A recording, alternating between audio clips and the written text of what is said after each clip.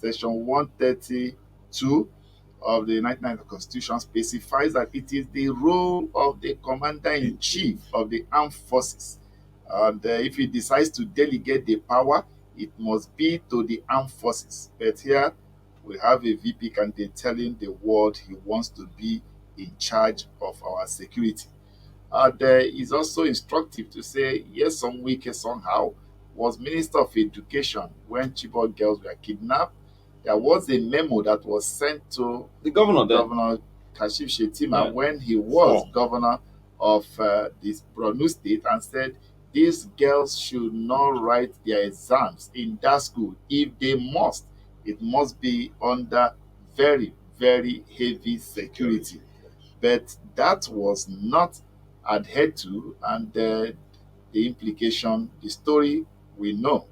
And beyond that, we also stories of Kabiru Sokoto, one of the suspected terrorists, was also arrested in Borno State Government Lodge by the DSS. So all of these are issues that are out there in the public space. So when Nigerians heard him say that, the elections had not even come, the party had not even won, and he's looking at the taking charge of security. And some persons are asking, why security? Why security?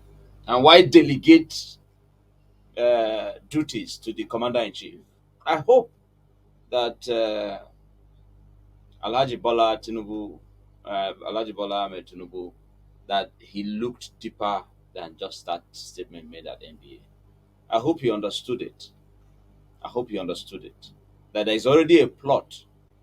Should God forbid it, that they succeed in doing anything and APC retains power, that there is already a plot to sideline him and give powers to a man who clearly, by his track record, cannot be exempted from the present insecurity situation we find ourselves.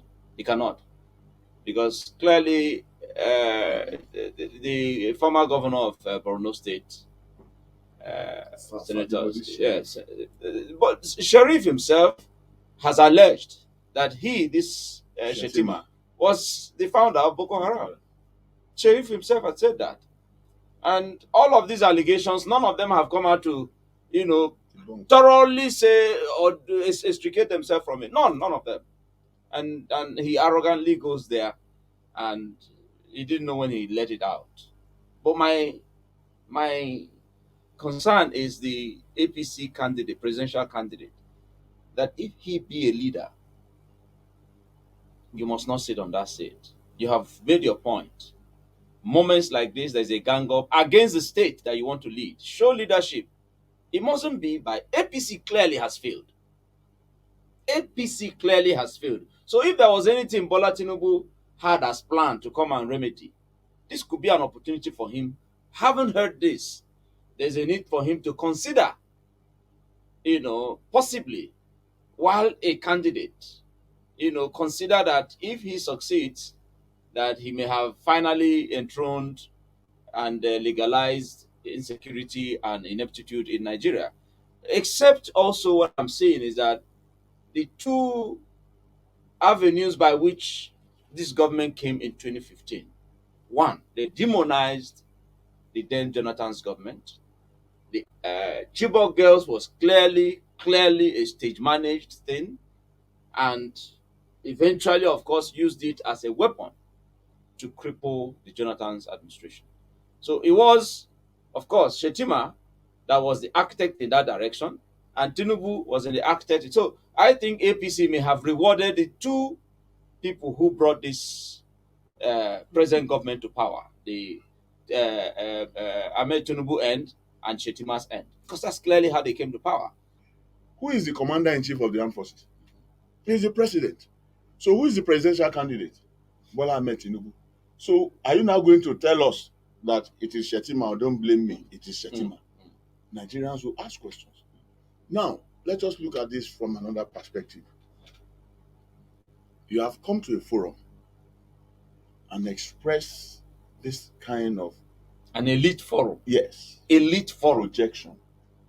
You see, when God wants to catch people, they will say things they are not supposed to say. Whom the gods want to kill. Yes, First it make must be mad. them, man. Yeah. They will say things they are not supposed to say in places where they are not supposed to say them. Yes. Now, moving from that aspect alone, does he understand that security has a major implication on the economy of any country? You cannot have crisis and have a flourishing economy. It's not possible. Look at what we're facing now. Food prices are skyrocketing because farmers, number one, cannot go to the farm. They can't.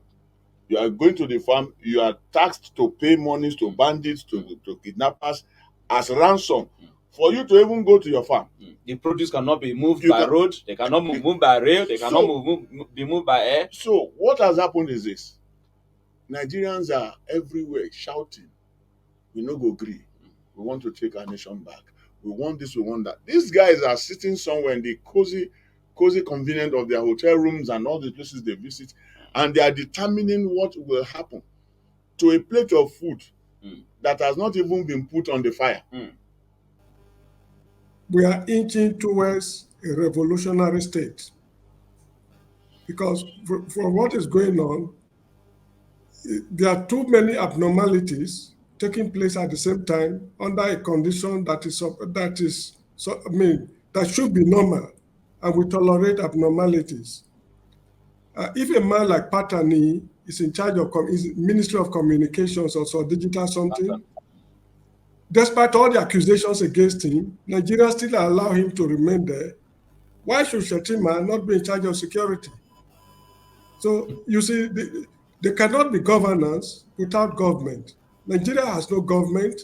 Come 2023, whosoever takes over the reign of power will certainly have a monumental task in front of him if he is sincere or insincere. I do not know of any country in the world that has, how do I put it? There cannot be a change without a revolution. Although not all revolutions bring about the desired changes, they're aspiring for. If we look at the history of Europe, European history is littered with revolutions. And it is the outcome of those revolutions that the modern Europeans are enjoying today. Well, I'm sorry, I'm too sad to even make any. Please, kindly give the chance to other people. I'm a very sad Nigerian. Thank you so much. First, Nigeria is not in a state of insecurity. There's a difference between insecurity and no, I don't know how to describe it. It's just that what we are seeing today in Nigeria, if Nigeria government want to stop it, they will stop it. It is not something above Nigeria government. And Nigeria government, it become a lucrative business. The military is cashing out, the politician is cashing out. We now have different race, we now have different agenda. So it has become something unbearable for the local citizen. Today now we have Fulani herdsmen making attempt to conquer Benue State just for rural settlements, just for them to be able to feed their cow. And the government is aware. The government, these people, they have Meyeti Allah there, so they cannot prosecute them because the government is a part of Meyeti Allah. We have the kidnapping in Borno State. The military wanted to get them off, but the truth is that if not the fish want to get spoiled, start from the head. So if you are as the assistant pastor or choir master, you can't be in spiritual higher, you higher than the pastor. So there is nothing the military will do without being sanctioned by the president. So if the president did not give them go ahead, the military cannot do anything. Because of that, the soldier they have now said, okay, if you cannot beat them, you join them. That is why the insecurity in the north is so productive in this way, because the soldier have not joined them because they cannot prosecute those they arrested, because people are in Aso Rock supported the Shaka were arrested several times, also free by the military because there was call from above. Some Boko Haram issue that you see today, even Boko Haram is no longer existing. What is more dangerous now is Iswa. That Iswa, so military they don't try to enter their territory because they are more financially armed, and the rate of this Iswa movement is larger and higher than Boko Haram. So Nigeria is in total mess. Making Peter Obi 10 of them to govern Nigeria and use the 99 constitution to govern Nigeria, it will achieve zero results because that constitution is a fraud.